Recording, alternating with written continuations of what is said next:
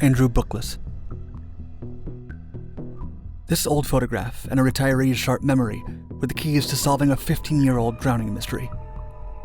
On June 13th, 1993, a body was found at the bottom of the Titicus Reservoir.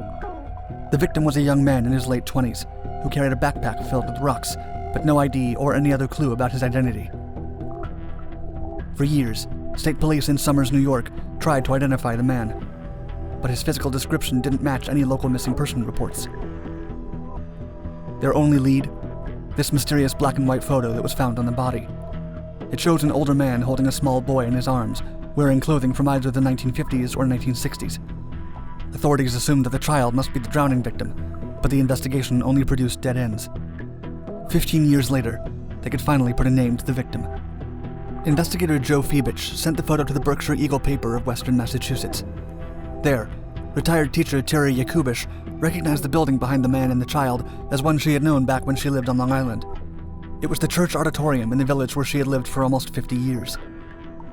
Yakubish contacted her friend Donald Mullins, a retired Suffolk County police detective in Bellport, a small village in Brookhaven. He traveled to the town and quickly recognized the spot where the picture had been taken, a now empty residential lot. Mullins looked up the land's ownership history in the town's public record. The detective discovered that the Bookless family had owned and lived in a house in the area where the photo was taken.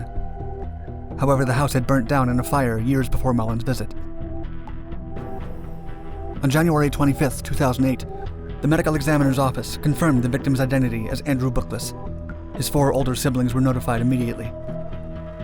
They confirmed to police that the man in the picture was indeed Grandpa Bookless. The siblings' parents, John and Mariana, had died in 1994 and 2004 respectively.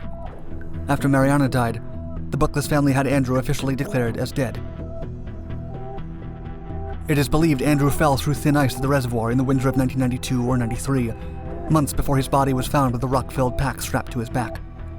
It's still unclear whether there was foul play, or if Andrew's death was purely accidental. Little Albert Experiment. The Little Albert Experiment is taught in every introductory psychology class. It was conducted in 1919 by behaviorist John B. Watson and grad student Rosalie Rayner.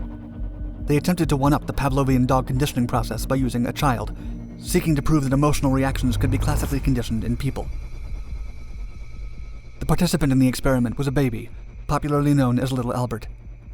When he was 9 months old, he was exposed to a series of stimuli, including a white rat, a monkey, a rabbit, masks, and burning newspapers. Initially, the infant didn't show any fear in his reactions, but the next time he was exposed to the rat, Watson made a loud noise, hitting a metal pipe with a hammer. Little Albert was startled by the sound and began to cry. The researchers conditioned the baby to expect a frightening noise whenever he saw the critter. Soon after, Albert would cry every time he saw the rat. The researchers wrote, quote, "The instant the rat was shown, the baby began to cry. Almost instantly, he turned sharply to the left, fell over on his left side, raised himself on all fours, and began to crawl away so rapidly that he was caught with difficulty before reaching the edge of the table." And while the experiment is one of psychology's most recognized, it is also widely criticized and raises many ethical concerns.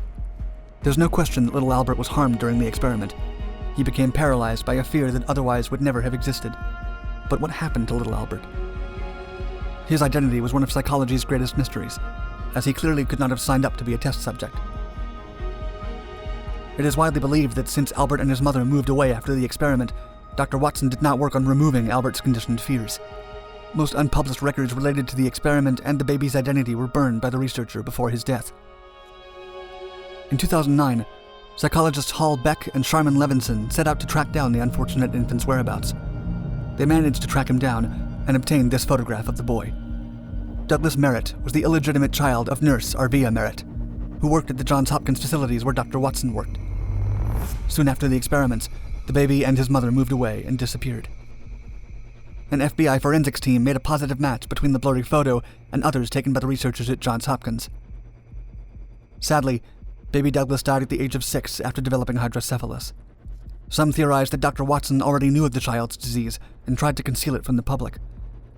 However, others remained skeptical that Douglas was Little Albert in the first place.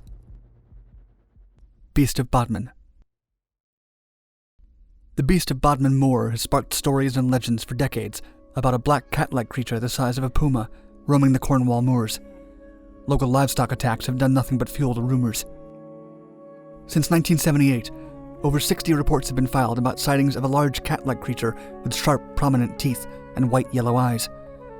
Witnesses described it as a cross between a domestic cat and a panther. The reports have baffled local police for decades.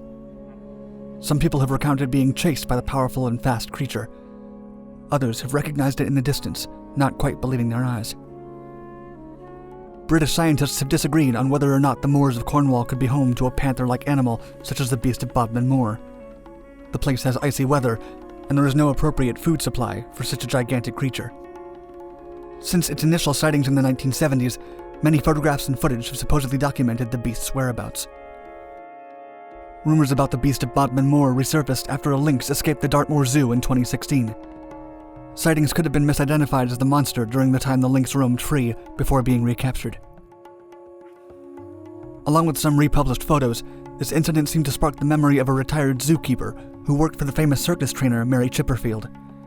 After closing her Plymouth Zoo in 1978, she supposedly released 3 pumas and several other animals into the wild.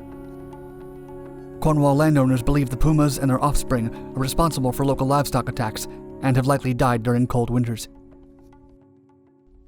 Wem Town Hall Ghost.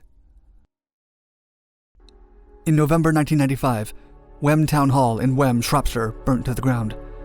This photo was taken by sewage farm worker and amateur photographer Tony O'Rahilly as he stood across the road among the worried crowd.